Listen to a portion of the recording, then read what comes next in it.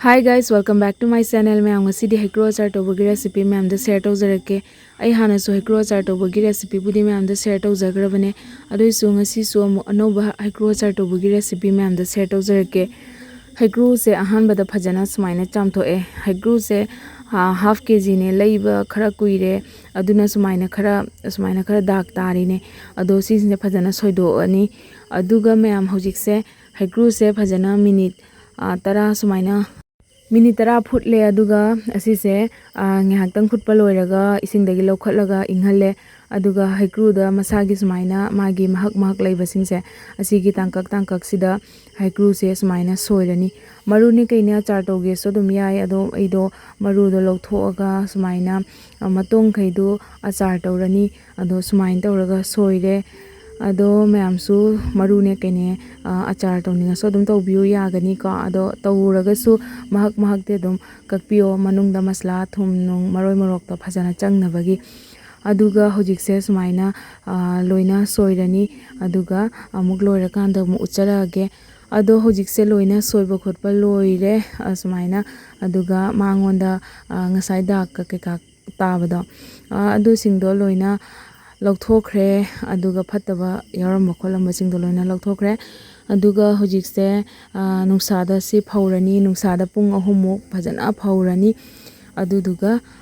मनुंगदा मांगोंदा यारम access सिंगसिंगनो चखिनबगी अदुदुगा फजना फौद्रगदी सिंगने कइना तौरगदी अचार से सोकनी अदुदुना फजना फौबो लोइरे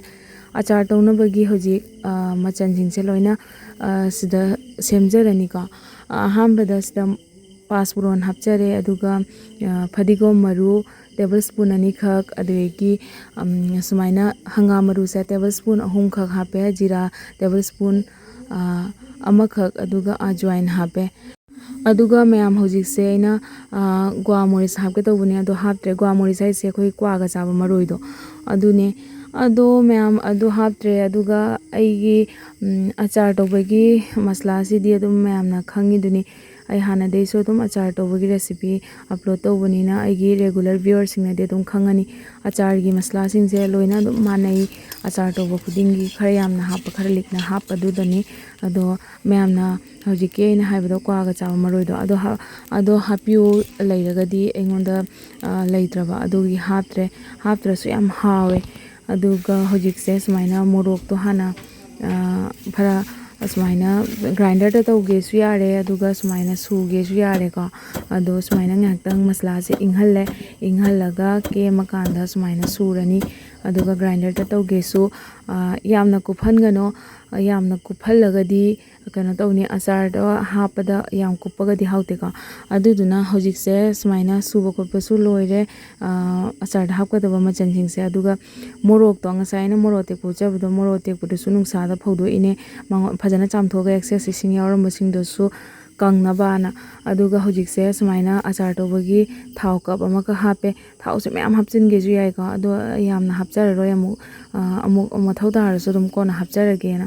अदो हौजिकसे मोरोक से सुमाइना मोरोक कंबसु खर हापचनजरे मोरोक से अचार द सुमाइना ची चाबदो अदुम चानिंगकपसु यावरे अदुदुना चागेना हापचले खरा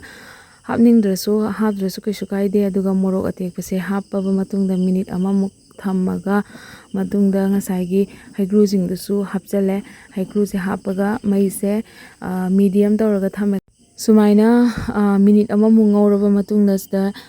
मसला सिंगदो लोइ हापचनबा यारनी मिनिट अमा ngौरबा मतुंगदा मईसिसु मसलादो हापमदाइदा मईजो अदुम लो तौरनी अदुदुगा हौजिकसे अहामबदा येंगंग हापे येंगंग से हाफ टेबल स्पून का हापे अइना ngसाइ अचार से फौबा मतमदा येंगंग अदेगी थुम कैका केम हापगा फौद्रे अदो फौबा मतमदा येंगंग थुम हापसे हाउसु हाउरे अदो ngसीदे हापचा होद्रे अदुगा येंगंग हापगना तीन कांगसु पाइसनदबने फौबा मतमदा अदुगा हौजिकसे सुमाइना अमुक ngौरबा मतुंगदा येंगंग जे हापबा मतुंगदा ngसाइगी अइना सुजगिबा अचार गी मसला सिंगदो असी सिंगदे लोइ हापचलनी अचार गी मसला से हापनी अदुगा यांगना कासलगनी गो मसला हापदी अदुदुना हाना अहामबगी टेबल स्पून अहुम का हापे अदो ngसाइना सुगिबा हापकिबा सिंगदो दु सिंगदो लोइना हापतोइने अदो अइ हौजिक सिसे अहामबदा सुमाइना हापचरे अदुदुगा अमु हापे अदो मु mix तौरनी अदुगा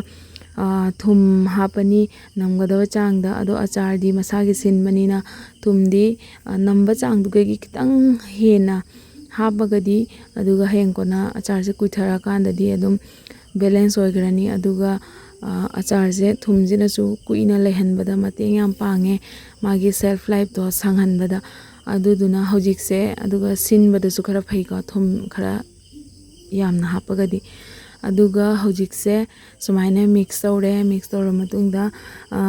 sumaina yam haure mayam ado hojik se ngasai gi masla atai alemba singdo asis loi hapsale mai se lo da thame hojik se masla hapa banina aduga ngasai hapamba thau sing du loina kangjale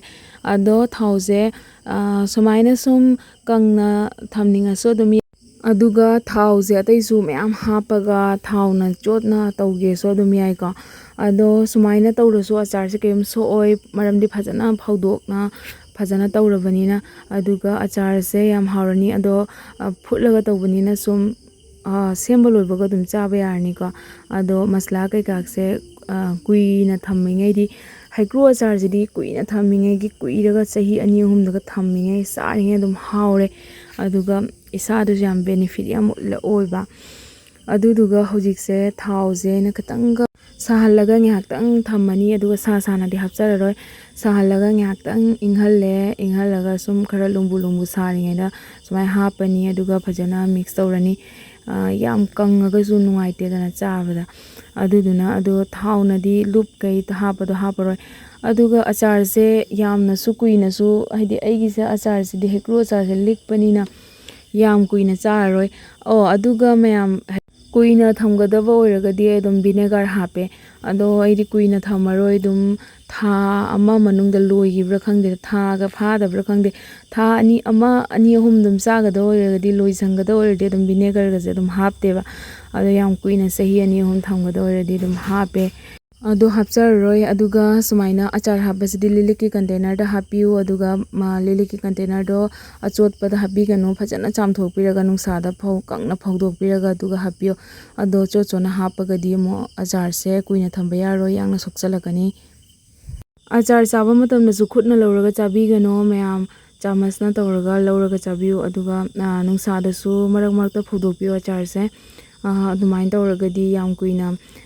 laigani achar se aduga mayam achar se semaga kyam kuina lai yagadabno haina mayamna comment tawbire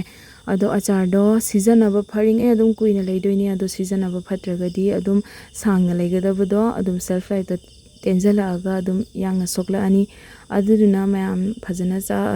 tawraga season biyo aduga